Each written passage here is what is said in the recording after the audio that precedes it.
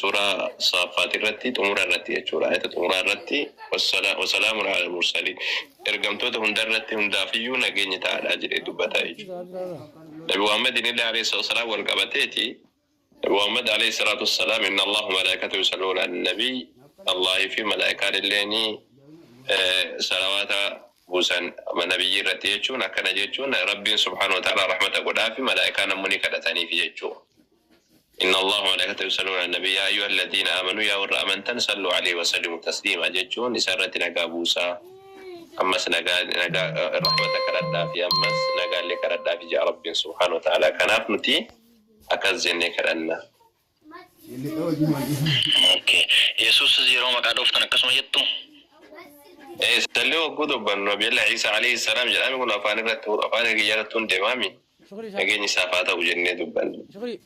شانو أوكي كستانا وانغاريدا بتا دور راده بده وزيراتيس وقول صلوات ابو خنو يبر النبي الله عيسى قفا متيبر زري ابراهيم عليه السلام قوتو رافيو اكم رحمته وتجنا فكنيا وجود بنو اللهم صل على محمد وعلى ال محمد كما صليت على ابراهيم وعلى ال ابراهيم انك حميد مجيد جنة يا ربي رحمتك كان كده بوسي محمد الرتي آل محمد يجور محمد زري ثاني جو نموت أمنا زري ثاني را كما صليت أك رحمة بوفته على إبراهيم الرت وآل إبراهيم زري إبراهيم الرت اللي جن زري إبراهيم جتونا نبي الله عيسى يسوع اللي نبي الله محمد اللي كيسوع قالن قالته أكما إبراهيم في زري عيسى الرت رحمة بوفته جنان نبي إبراهيم اللي رحمة أبو أما سمو زري إنسان لي أكها يسوع سيمبات وعند محمد يبات كلون دساتو زري ما إبراهيم عليه السلام دساني تو يو أكا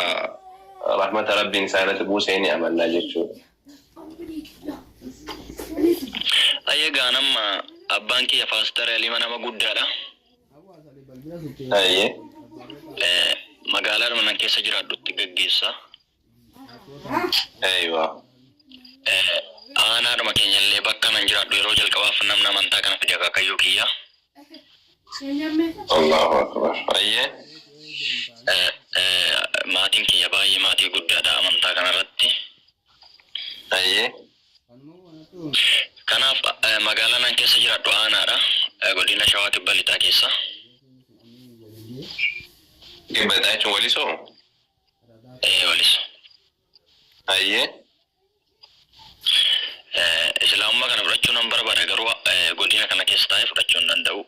Already gara Finfinnee kana deeme naannoo sanatti fudhachuu hin danda'a. Walisoo magaalaadha moo gara biraa aanaa kamirra jirta? Aanaa ranja. Ayyee obbolee ijoolleen keenya achi jiran jiru namoonni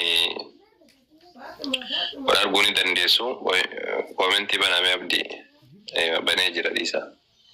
Komentii banaati eenyu kana namni achitti wal arguu dandeessan jira mee shawaari kuno isa kana dubbisiini Muhammad Amin jedhaniin inni illee nama islaamummaa kiristaanummaa irraa gara islaamummaa dhufee dubbisiin inni illee nama waa beeku inni illee shawaadhuma garuu inni gada barati gara siidha Muhammad Amin jirta diinaraat nanjir ustaz assalamu alaykum warahmatullahi wabarakatuh wa alaykum assalam warahmatullahi wabarakatuh dubbisiin mee Singer rakam nagada fayuma. Nagaki yakami. Jara kala tarabbi alhamdulillah baga jiratte. Amin baga jiratte no gamachista. Aye follow sikodetin jira. Aye. Atelle naf debisi. Aye Nafisun. Namoota ijoollee naannoo wal quunnamnee yookiin immoo waliin haasofna waan jiru haasa'uu ni dandeenya. Inni murteessaan ati waan si keessa jiru understand godhuudha yookiin immoo hubachuudha turra dursa amantii dhugaa amantii ilmi namaa irratti uumame ani normaalii anis illee addunyaatti keessa jirtu kana keessan ture duraanii. Alhamdulillah rabbiin abbaa fedhee qajeelummaan harka rabbii jira ati moor waan gaaffii sitti ta'u yoo jiraate ammallee waan shakkii sitti uumu yookiin immoo kana beekuun qaba jettee waan gaafachuu qabdu yoo jiraate asumaan gaafachuu dandeessa anaan naquun namii wal wajjiniin haasofna normaalii wantoonni garaagaraa maybe happen ta'uu danda'u. Saniitiifuu wantoota fees godhuu dandeessuuf jalqabaati dhugaadhaaf sacrifice of godhuudhaaf yookiin immoo gaafa gara dhugaa deeman wantoonni muraasni nama mudachuu danda'a. Sun maatariin godhan inni murteessaanii ati jalqaba ati sirriitti hubachuutu barbaachisa jedhee yaada. Waan gaaffisitti ta'u ammallee yoo jiraate asumaan gaafadhu siin jedha wal quunnamna rakkoo miti. Ayyammaa fi waa islaamummaa irratti wanti gaafinatti ta'u hin jiru. Omas gaafii wanti ta'ennatti ta'ee jiru hin jiru. Maaliif islaamummaa rabbiin tokkicha rabbi tokkicha tamannaa jedhu wanti biraan jiru. Nu immoo rabbii akkamitti tokkicha waaqayyo rabbi Yesuus rabbi jechaa turre. Haa ta'uutii deemsa keessa immoo barnoota argachaa kan buletti Yesuus akka ergama ta'e hubadheera. Gaafii ammaaf wanti natti ta'ee jiru hin jiru. Okay.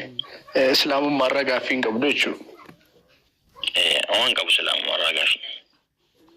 Okay. Baay'ee gaariidha.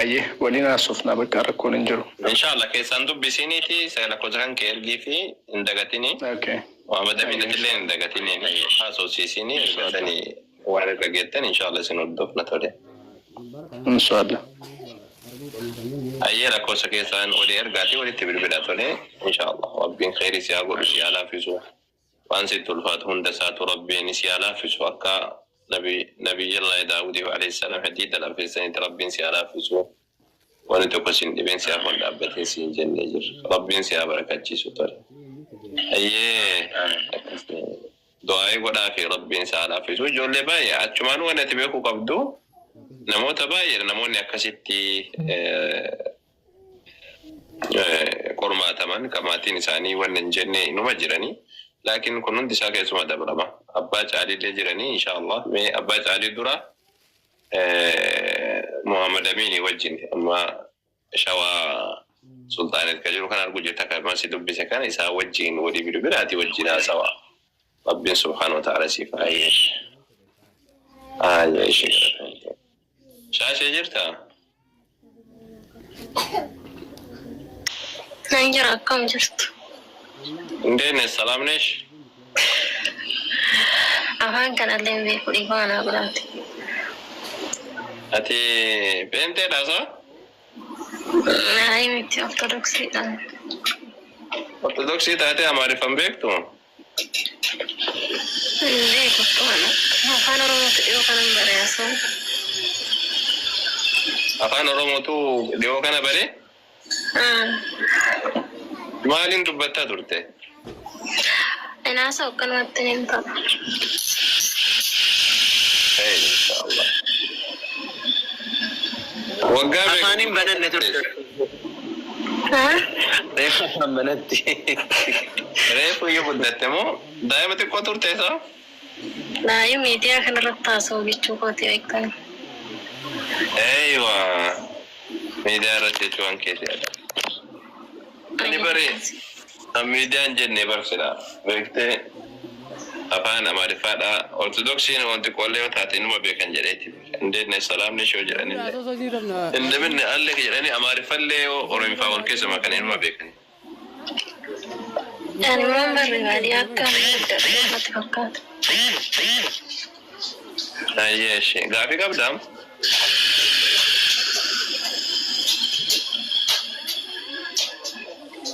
Ani gaafiin qabu ijoolleen kiristaanaa hin jiru silaa isaan hin gaafadhaa jiru. Simbooneen tun jirti kaatu noota Allahu akbar. Foole irra gattu jedhee fooloo godhee yuusa. Simboonne ta'etu tuni eenyudha saaboo simboonneen tuni?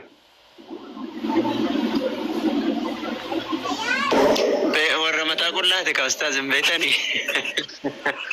Eenyudha saa? Warra mataa qullaate. Hara mataa qullaa miti indee dabbasaan irra jira baratti.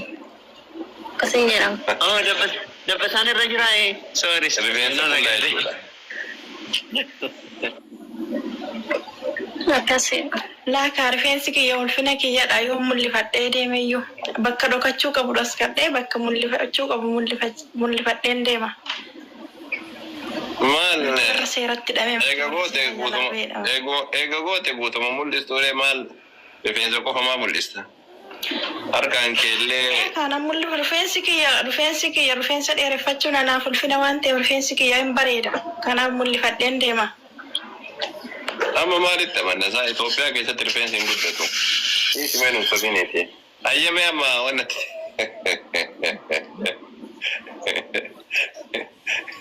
Yeroo takka mucayyoo takka rufteedha biratti bar. Waaqayyo qaama waaqayyo naa kenne mul'iseetiin deema marra koo qaba jennaan akkamitti qaama mul'istee deemta jedheeni qaama mul'isee deema naan jetti. Sun illee sirrii miti. Haa ta'u garuu akka hundattuu mi'a maata. Macaafa keessatti barii faayidaa hin qabu. Macaafa keessatti bar waaqayyoo rifeensawwan ni kenneef haa guuggattuufi jedha. Dhorkadha garuu barakka amantaa hundatti yoo dubbisaa qullaatee moo. Wanni waaqayyoo bar rifeensa kenneef dubartiidhaa fi itti haguuggattuufi malee mul'istuufi miti jedha.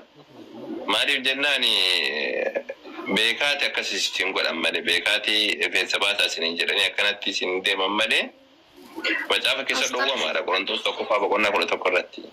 Nama baasan jennee barfeedhe ofiitiin akkasitti deemu malee uummanni. Maal sila waldaan dhowwuu qabdi kaasila waldaan peenteedha akkanumatti itti dhiisanii beekaa itti dhiisanii. Bareedinaafis ta'uu danda'u hin beekamu.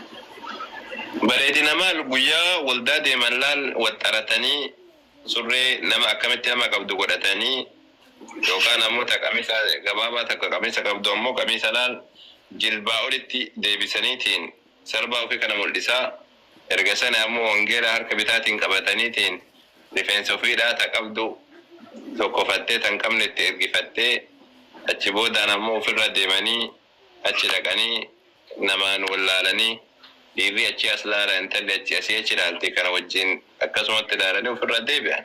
Kun gabbartiidhaa miti kun rabbii waaqessuudhaa miti kun beektee. Kanaaf bar sirriidhaa miti isiniin jennaa nuti. Kanaaf sirrii miti Yesuus Kiristoos ammoo hogguu kadhattan jedhe bar mana kee mana siigaltee bakka waldaatitti akkasumallee karaa irratti illee kadhatinaa jedhe mana keessan cufaadhaa kophaa keessan waaqayyo abbaan inni dhoksaa keessatti nama argu qofti akkasiin argutti kadhadhaa jedhe bar. Inni qofti akkasiin argutti. Laakiin amma badee ka dubbiin wal keessa babbaddee jirti. Kalau ini